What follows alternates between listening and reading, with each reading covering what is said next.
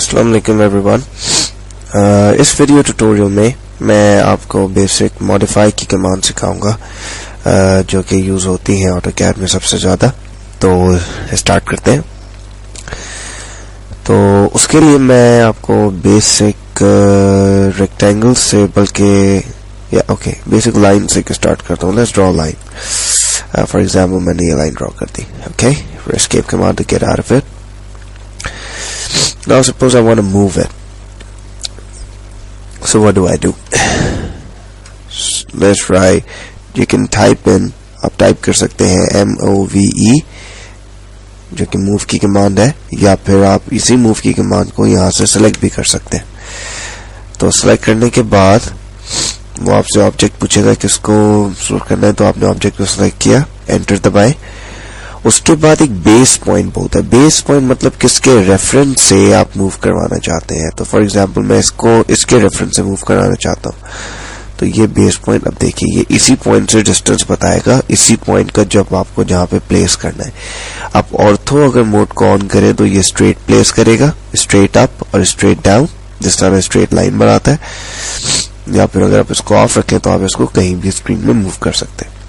इसी तरह दूसरी कमांड है रोटेट की। अगर मुझे इस लाइन को किसी एंगल पे रोटेट करना है, रोटेट के लिए भी यही है, या तो मैं टाइप कर दूं ROTATE या फिर ROT खाली, और या फिर मैं यहां से सेलेक्ट कर लूं। यहां से इसको मैंने सेलेक्ट किया, अगेन वो ऑब्जेक्ट पूछेगा, आपने ऑब्जेक्ट सेलेक्ट करके एंटर दबाया, दोबारा वो बेस पॉइंट पूछेगा, क्योंकि वो स्नैप ऑन है तो ऑटोमेटिकली एंड पॉइंट्स पे स्नैप करेगा। इस पे आपने क्लिक कर दिया बेस पॉइंट। अब वो पूछ रहा है रोटेशन एंगल। या तो आप ये खुद भी अपने हिसाब से इसको चेक कर सकते हैं कि किस एंगल पे आप रोटेट कराना चाहते हैं, या फिर आप इसे बता भी सकते हैं किस एंगल पे रोटेट कराना चाहते हैं। इसके लिए ये इम्पोर्टेंट बात रखिए कि जो एंटी क्लॉकवाइज एंगल्स होते हैं, मतलब जिस शिफ्ट में घड़ी घूमती है उसके ऑपोजिट डायरेक्शन में अगर आप घुमाएं तो वो पॉजिटिव एंगल्स होते हैं, और उसके नेगेटिव डायरेक्शन में घुमाएं तो वो नेगेटिव होते हैं।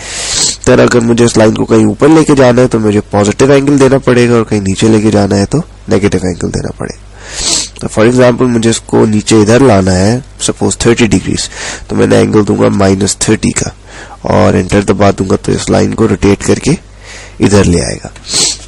इसी तरह एक दूसरी इसमें कमांड है कॉपी की। ना मूव और कॉपी में फर्क ये है कि मूव उस ऑब्जेक्ट को वहां से हटा के दूसरी तरफ कर देता है, लेकिन कॉपी उसी ऑब्जेक्ट को वैसे ही रखता है और एक दूसरी चीज भी बना देता है। तो कॉपी के लिए मुझे अगेन सिलेक्ट ऑब्जेक्ट करना पड़ेगा, एंटर दबाना पड़ेगा, बेस पॉइंट करना पड़ेगा, और ये चीज इसकी एक और कॉपी बना देगा।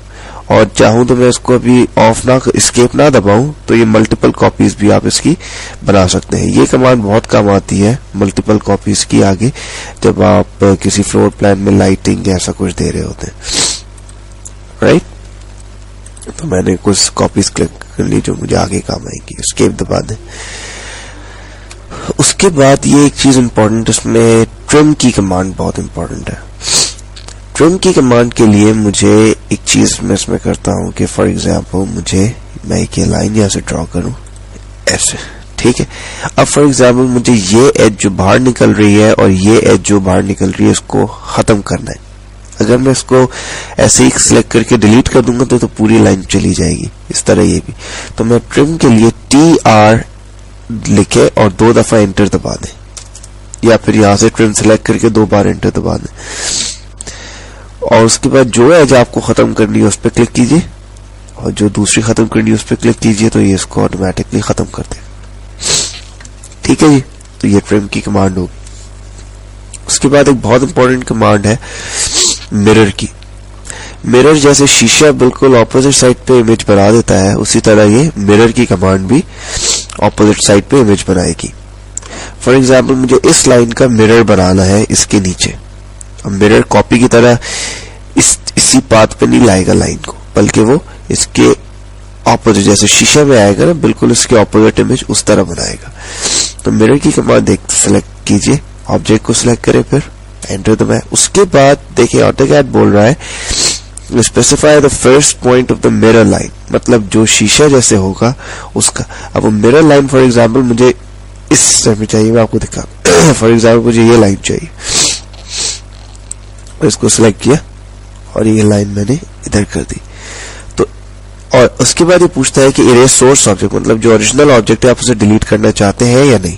तो हम नहीं चाहते फॉर एग्जांपल, तो n है पहले से, अगर नहीं तो y लिखिए, तो ये ओरिजिनल ऑब्जेक्ट को डिलीट कर देगा इसको, और जो दूसरा ऑब्जेक्ट बनेगा उसको रखिएगा। अभी मैं नहीं करना चाहता तो n सही है, तो मैं एंटर दबा दूं। तो ये देखिए इसने जो बीच में लाइन अभी आई थी उसके अबाउट इसने इसकी एक कॉपी क्रिएट कर दी जो मिरर कॉपी कहलाती। ठीक है जी। उसके बाद एक और बहुत इंपॉर्टेंट है जो कि फिलेट की कमांड है। फिलेट की कमांड ये एजेस को राउंड करने के लिए काम आती है। फॉर एग्जांपल इन ये ऑब्जेक्ट की इधर जो एज है इसको मुझे राउंड करना है, तो मैं फिलेट की कमांड यूज करूंगा। फिलेट की कमांड भी बहुत आसान है। इसको आपने सेलेक्ट किया, ये दो ऑब्जेक्ट बोलता है सेलेक्ट करो, उससे पहले लेकिन आप रेडियस अगर इसको बता दें तो बहुत फायदा होता है। तो आपने रेडियस के लिए R दबाया और लेट्स से आपने 3 का बोल दिया कि 3 यूनिट्स का रेडियस का घूमना, तो एंटर कर दें। इसके बाद फर्स्ट ऑब्जेक्ट और फिर सेकंड ऑब्जेक्ट कर दें, तो देखें इसने एजेस को यहां से राउंड कर दी। तो ये फिलेट की कमांड इसलिए यूज होती है। उसके बाद एक जो आखिरी कमांड मैं आपको बताना चाहता हूं वो है इरेज की। इरेज की कमांड बहुत इंपॉर्टेंट है। इरेज की कमांड के लिए आपको करना ये है, या तो आप ऐसे भी ऑब्जेक्ट को डिलीट कर सकते हैं। किसी भी ऑब्जेक्ट को यहां से क्लिक किया और कीबोर्ड में डिलीट की दबा दी तो ये उस ऑब्जेक्ट को डिलीट कर देगा। दूसरा तरीका ये है कि आप इरेज की कमांड, इरेज के लिए आप ई लिखिए और अब ऑब्जेक्ट को एक एक करके सिलेक्ट करते जाए। फॉर एग्जांपल मुझे इसको, इस फिलेट को, इस ऑब्जेक्ट को और इस लाइन को डिलीट करना है, तो मैंने सिलेक्ट किया और एंटर दबा दिया तो इसने इरेज कर दिया। अगर मैं कंट्रोल Z दबाता हूं तो ये अंडू कर देगा, मतलब जो आपने चीज की उसको वापस ले आएगा। तो कंट्रोल Z तो ये लाइन वापस आ जाएगी। अब सपोज मुझे सारी चीजें जो भी मैंने ड्रॉ की हुई सबको एक साथ डिलीट करना है, उसके लिए मैं क्या करूं, उसके लिए अगेन E दबाइए, एंटर, उसके बाद ऑल लिख दें, ALL ऑल, और एंटर दबा दें। तो ये उन सारे ऑब्जेक्ट को सिलेक्ट कर लेगा और दोबारा एंटर दबाएं तो डिलीट कर देगा। तो इरेज ऑल ऑब्जेक्ट्स के लिए ये कमांड यूज होती है, यानी ई एंटर ऑल टाइप करके डबल एंटर। तो ये सारी चीज जो भी स्क्रीन पे आपने बनाई सब कुछ डिलीट कर देगा। ठीक है, तो ये कुछ बेसिक मॉडिफिकेशन की कमांड्स है जो इसमें यूज होती हैं। कुछ और भी है स्केल एरे, लेकिन वो इस वक्त इम्पोर्टेंट नहीं है। उसके अलावा कुछ मैं आपको और बताना चाहता हूं इधर, लेकिन वो काम आएंगी जब आप रेक्टेंगल्स वगैरह ड्रॉ करें या पॉलीलाइन से ड्रॉ करें, उसको एक्सप्लोर और ज्वाइन करने के लिए डिफरेंट लाइंस को। वो जब हम प्रोजेक्ट करेंगे तो मैं उसमें आपको अगले वीडियोस में बताऊंगा। फिलहाल आप इन चीजों से प्रैक्टिस कीजिए और इस वीडियो को दोबारा चलाइए और स्लोली एक एक ऑप्शन को देखें और अपनी शेप्स ड्रॉ करें और देखें कि क्या पॉसिबिलिटीज आती है। ठीक है, तो मैं आपसे अगली वीडियो में मिलता हूँ। Take care.